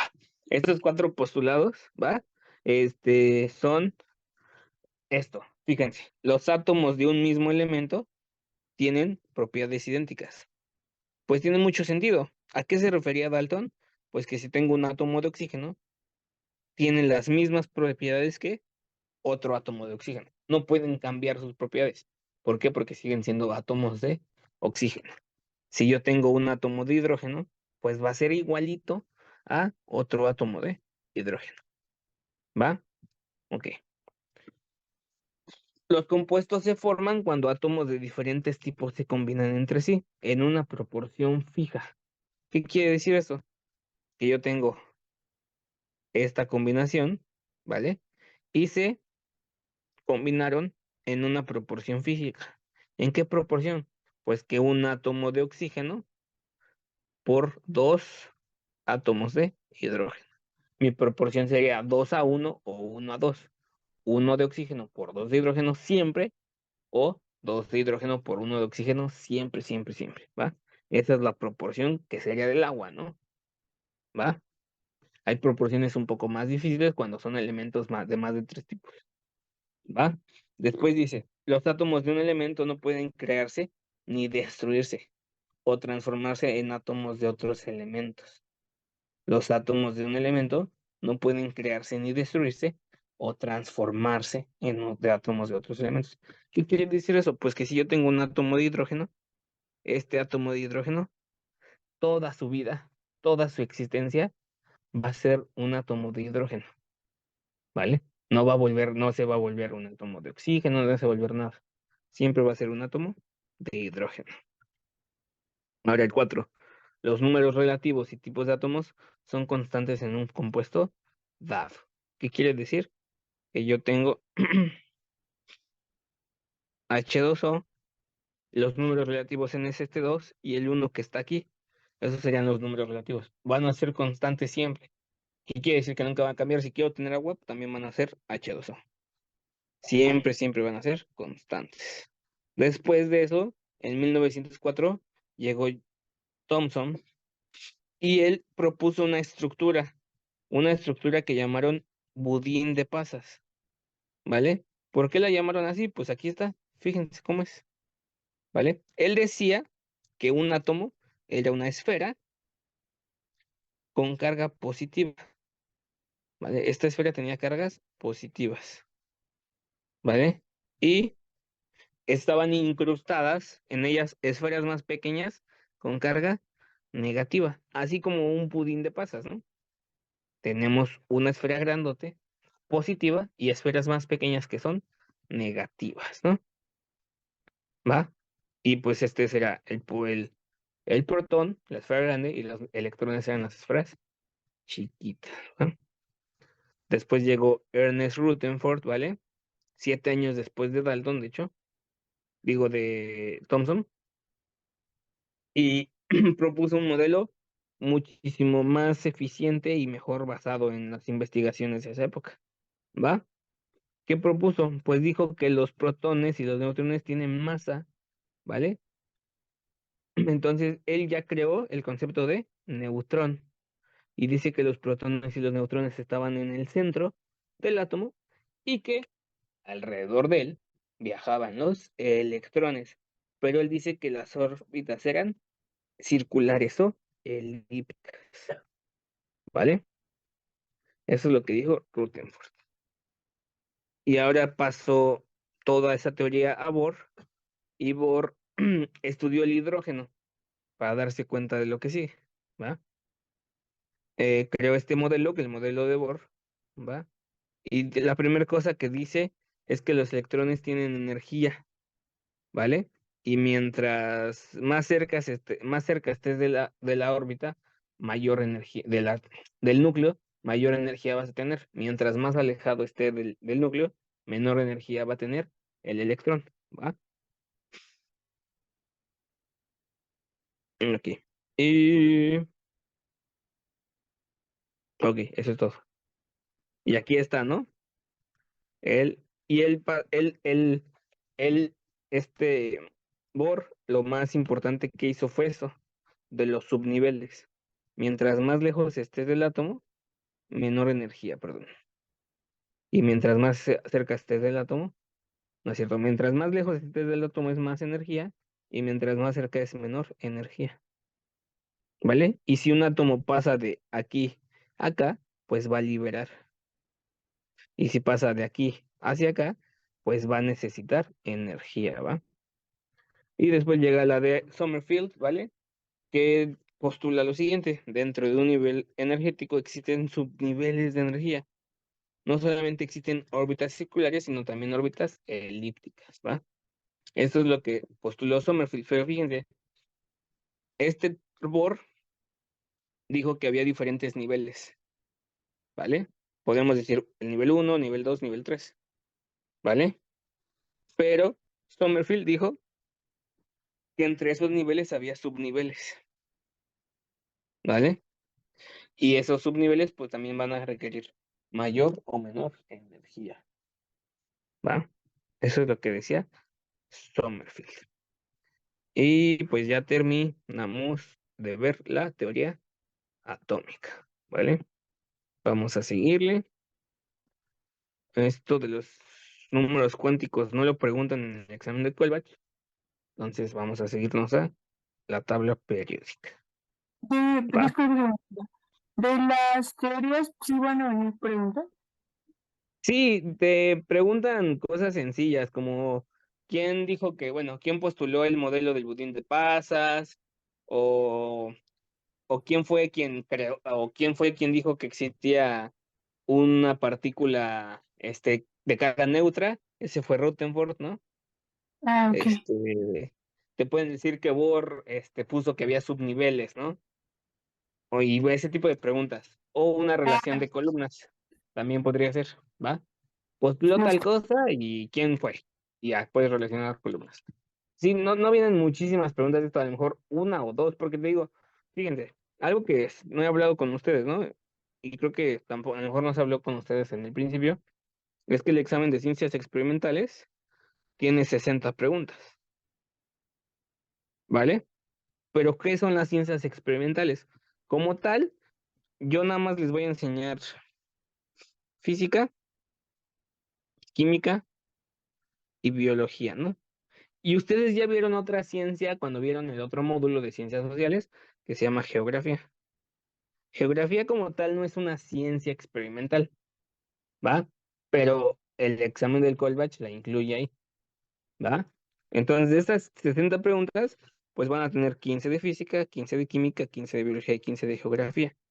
Fíjense, como son tan pocas preguntas, pues hay veces que siempre, casi siempre repiten las mismas preguntas, o mejor dicho, hay muchos temas que son más importantes que otros, por decirlo así, porque son como más generales. Entonces preguntan más de ese tipo de temas que de otro tipo. Como ayer les hablé, ¿no? Ayer vimos que generalmente les dije que de física siempre, siempre viene leyes de Newton. Siempre viene.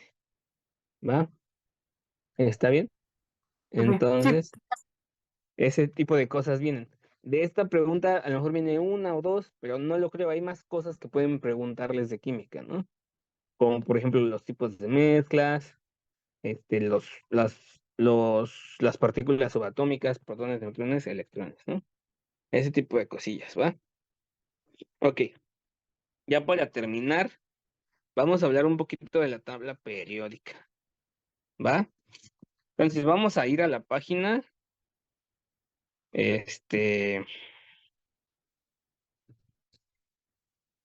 vamos a ir a la tabla, a la página, no sé cómo girarla.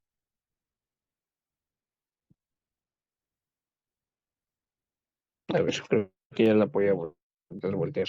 Permíteme un tantito, déjenme ver si la puedo voltear.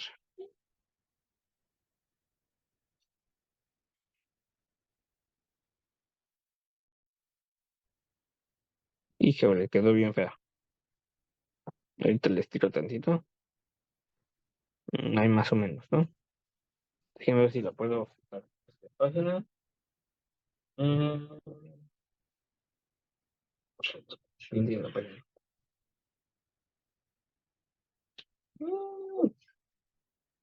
No puedo. Ay, me acuerdo cómo se puede hacer. Bueno, creo que sí se ve bien o no. Que se ve como que aplastada, ¿no? Mm, Sí se ve como deforme, pero bueno, es que sí no se ve tan claro. Así se ve mejorcita, ¿no? Bueno, Así sí se se ve ve. mejor. Ahorita la abro más, ¿va? Lo primero que tenemos que darnos cuenta es cómo está constituida la tabla periódica, ¿vale? Fíjense, está bien chistosa la tabla periódica. Tiene ciertas filas y tiene columnas. Las columnas son estas que son verticales, ¿vale? Estas que son verticales y las filas son estas que son horizontales. A las filas se les llama periodo. De hecho, aquí en su libro pues, se van a dar cuenta que viene aquí la palabrita periodo. ¿Ya se dieron cuenta? Periodo, ¿vale? A las filas se les llama periodo. ¿Cuántas filas hay? Hay 7 filas. Hay 7 periodos, ¿vale? Estos periodos, aquí los voy a poner aquí abajito. Tengo 7 periodos. Aquí entre paréntesis voy a poner filas. Y estas 7 filas representan los subniveles, mejor dicho, los niveles de energía atómica. ¿Qué quiere decir eso? Que los elementos, máximo hay elementos que llegan a tener 7 niveles de energía. De hecho, son los elementos más grandes también, ¿vale? Por ejemplo, aquí en la fila 7 conocemos el francio, tenemos el radio, el laurencio, el rutenfordio, el rubidio, el dubridio, ¿no? Tenemos varios, ¿no? Y el francio, por ejemplo, es un átomo muy grande. Fíjense, su masa es de 223. Es muchísima masa atómica, ¿va? Y su cantidad de electroprotones es de 87. El francio tiene 87 protones. Y pues si nos vamos al otro lado, dentro de la misma fila, vamos a encontrar al elemento más grande que existe, el oganesón, que tiene de número atómico 118. El número atómico, acuérdense que es el número de protones que tiene. Y pues es un elemento muy, muy grandote, ¿no? Por así decirlo. Ok. Esas son las filas, ¿va? Pero también vamos a ver las columnas. ¿Cuántas columnas tiene? Si se dan cuenta, esta es una.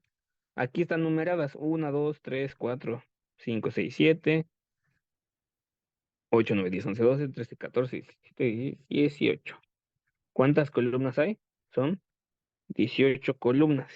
Estas columnas se les llaman grupos, pero eso luego hace que la gente se confunda. Generalmente les llamamos familias, ¿vale? Esas son las columnas, las familias, ¿va?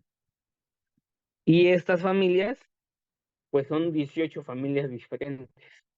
Y estas 18 familias tienen características únicas e inigualables, ¿vale? Fíjense, vamos a hablar primero. ¿Por qué les dije que no les podía llamar grupos? Porque luego se confunde con otra cosa. Ahorita les lo voy a explicar.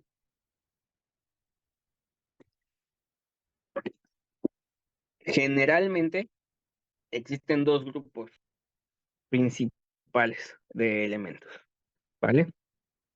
Y aquí se los voy a poner. Está el grupo que estoy subrayando. Ahí creo que no se ve. Lo pongo más grueso.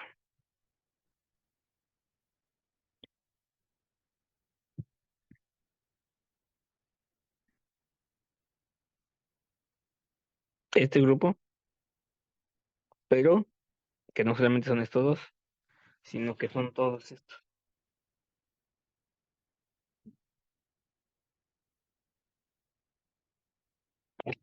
Estos son el grupo A, ¿vale?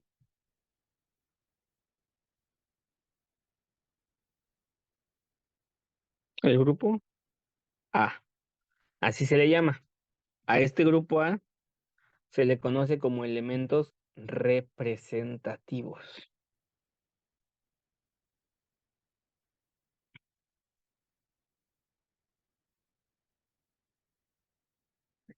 Y también está todo este grupo que voy a marcar.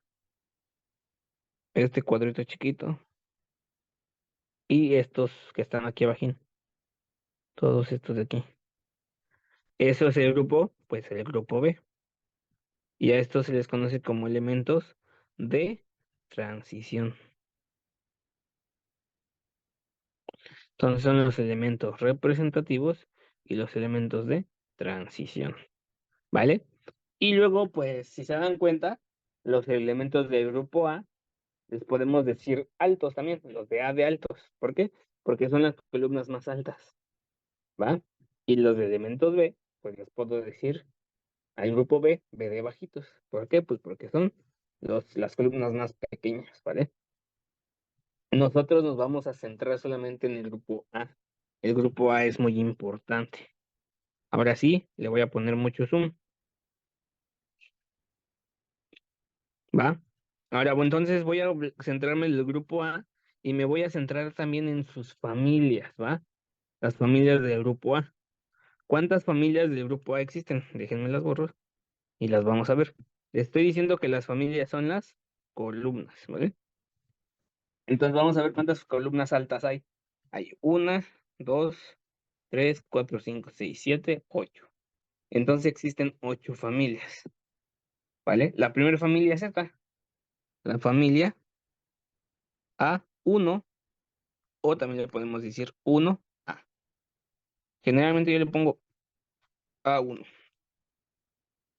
la familia A1, ¿va? Esta familia 1, pues son todos estos elementos de la primera fila. El hidrógeno, el litio, el sodio, el potasio, el rubidio, el cesio y el francio. La familia A1.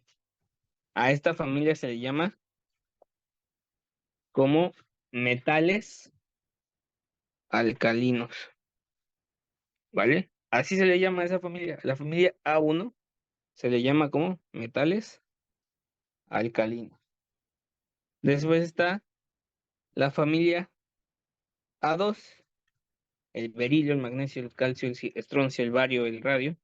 Esa familia A2 se llaman alcalinoterros, ¿vale? Y de ahí, pegamos un brincoste hasta la columna 13, la que tiene el número 13 aquí. Estos son la familia 3, ¿vale? Que simplemente se les dice familia del boro. Así le decimos la familia del boro. En la columna 14 tengo a la familia 4 y esa es la familia del carbono. A la familia del carbono le pueden decir carbonoides, ¿vale? A la familia del nitrógeno, que es la familia 5, le podemos decir nitrogenoides o familia del nitrógeno, ¿va? A la familia 6, que es la columna 16, obviamente estas familias son las A, ¿verdad? A6, A5, A4 y A3. Se me ha olvidado ponerle el A, pero es muy importante. Acá tampoco se lo puse, no, aquí sí lo puse. A la familia 6, a la familia A6, se llama la familia del oxígeno, pero a esta también le llamamos calcógenos. Calcógenos. A la familia 7, a la familia A7, que es la última, bueno, la penúltima, es la familia del flúor, porque están hasta arriba, ¿verdad? Pero también se le llaman halógenos, ¿vale? Y a la última familia, a la familia A8, es la familia de todos estos gases. El helio, el neón, el argón, el criptón, el xenón y el radón y el oganesón, esa se le llama la familia de los gases nobles. Esa es la familia de los gases nobles. ¿Por qué se llaman gases nobles? Ah, bueno, porque son de la realeza, ¿vale? ¿Vale? Pero ahorita les voy a decir por qué se sienten de la realeza, ¿está bien? Fíjense, porque es importante que se aprendan las familias, porque las familias me van a decir algo muy importante. Estas familias me van a decir algo que se llama número de valencia. El ¿Me número de pudieras valencia es decir cuál eran la 2 y importantísimo. la 5? Mándeme. Te puedo decir, mira, te lo digo desde el principio. La A1 son los alcalinos, ¿vale? La primera columna. La A2 son los alcalino-térreos, ¿vale? Alcalino-térreos. Después de ahí nos brincamos hasta el otro lado, con la familia del boro o boroides. Esa es la familia 3, A3. Después la que sigue sería la A14, los carbonoides. La familia 5, que serían los nitrogenoides. Es esta, la columna 15, la familia 5. La familia 6 son los calcógenos o la familia del oxígeno. Y la familia del flúor, que es la familia A7, son los halógenos. ¿Va? Y Sí, la última son los gases nobles, la familia A8. ¿Sí está bien? ahora sí ya. Sí, Va. gracias. No se tienen que aprender todos los nombres, solamente identifiquen las familias. Es muy fácil identificarlas, ¿no? Solamente identifiquen las familias, ¿va? Porque es muy importante que se sepan el número de familia, porque les estoy diciendo que el número que poseen, por ejemplo, la A1, este 1, ¿qué significa? Bueno, la A significa que pertenecen a los elementos del grupo a los elementos que se llaman elementos representativos, que les había dicho que los elementos del grupo A son todos estos, ¿no? Son todos estos, ahí lo hago chiquito, son todos estos. Otra vez lo vuelvo a repetir, ¿no? Todos estos son los elementos representativos. Por eso se llaman, son que son del grupo A, así se llama. El grupo A son los elementos representativos.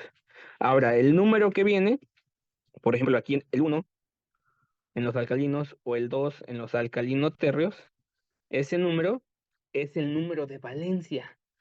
¿Qué es el número de valencia? Bueno, antes de hablar del número de valencia, tenemos que hablar de algo que se llama octeto.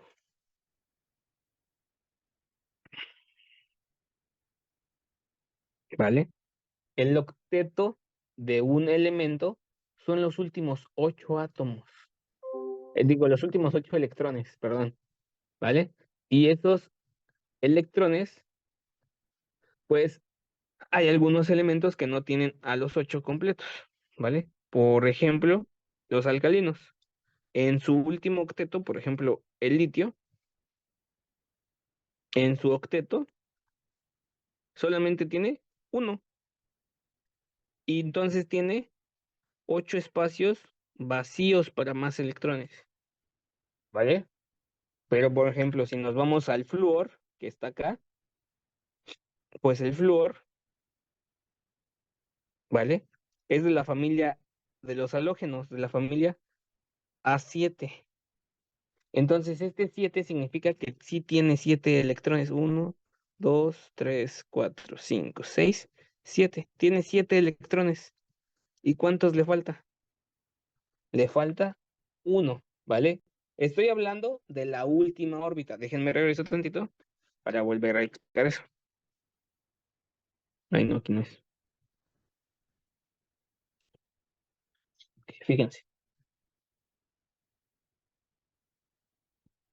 Tenemos aquí algunos modelos. Vamos a hablar pues sí, de este modelo. Ya que tengo aquí, fíjense. Si hablo del hidrógeno, ¿vale? Si hablo del hidrógeno, el hidrógeno tendría aquí su protón, su neutrón, una elipse y solamente tendría uno. No, estábamos hablando del litio, ¿verdad? El litio tendría aquí su, su núcleo del átomo, tendría una órbita, 2 órbitas, y en su última órbita, como vimos, el litio es de la familia A1. Entonces, en su última órbita, solamente tendría un electrón. ¿De cuántos? De 7 que podría tener. ¿Vale? El litio solamente tendría un electrón de 7 que podría recibir. ¿Vale? Ese sería el octeto. Si lo vuelvo a escribir aquí como un dibujito, el litio, Li, tiene solamente un electrón y tiene 7 espacios vacíos para rellenar con más electrones. ¿Va? Ese sería su octeto. Y si hablo del flúor, el flúor está en la familia 7. ¿Vale? Entonces, como está en la familia 7, en el último orbital tiene 7 electrones. ¿De cuántos? De 8 posibles. Entonces el flúor tiene 7 electrones. ¿Y cuántos le hacen falta? Le hacen falta uno solamente. Eso es lo que me indica. Híjole, creo que no lo guardé. Eso es lo que me indica el número de valencia. ¿Cuántos electrones tiene en su última órbita? ¿Va? Eso es lo que me indica aquí. ¿Cuántos electrones hay en su última órbita? Entonces, fíjense, el hidrógeno, ¿cuántos electrones tiene en su última órbita? Como es de la familia A1, pues tiene 1. El berilio tendría 2 solamente en su última órbita. El berilio solamente tendría 2 electrones en su última órbita y le faltarían 6 para rellenar, ¿vale? Si me voy al oxígeno, ¿en qué familia está? El oxígeno está en la familia 6. Entonces el oxígeno tiene 6 electrones en su última órbita. ¿Y cuántos le hacen falta para rellenar? Para terminar de tener sus 8. Le hacen falta 2. Eso se llama como regla del octeto. ¿Va? La tendencia que tú quieres, que tú tienes, por recibir siempre tus 8 electrones. ¿Vale? Y si se dan cuenta, hay elementos que siempre tienen menos y hay elementos que van a tener más. ¿Y qué pasa con la última fila? Con la A8. Les dije que se llaman gases nobles. Vamos a hablar del argón. El argón,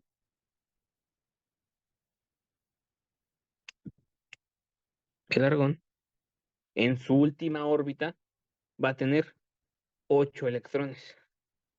1, 2, 3, 4, 5, 6, 7, 8. Entonces ya no puede recibir más. Y lo mismo va a pasar con el neón, con el criptón, con el xenón, con el radón, con el oganesón, perdón. Por estos siempre van a tener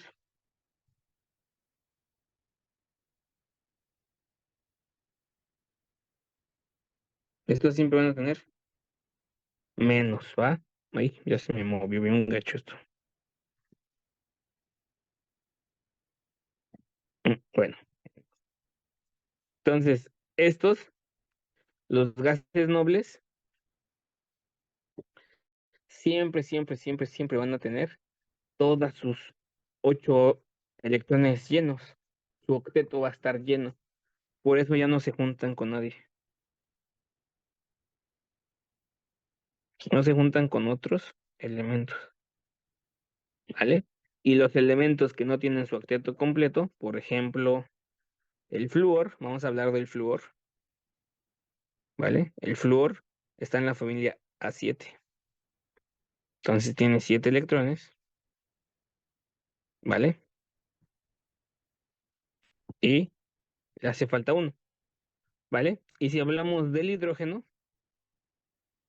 bueno, lo voy a poner al revés. Y si hablamos del hidrógeno, el hidrógeno está en la familia A1, ¿no? Entonces, como está en la familia A1, pues nada más tiene un electrón para dar. Un electrón. Y fíjense, aquí estos dos pueden juntarse. Si se juntan,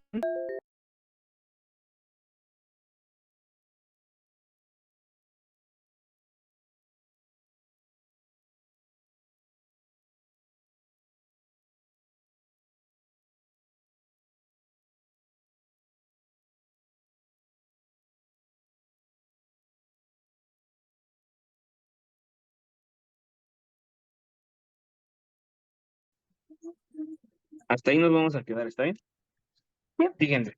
Entonces, nos quedamos en la página de la tabla periódica, ¿no? Por si les dice alguien dónde se quedó, ¿no? Mañana.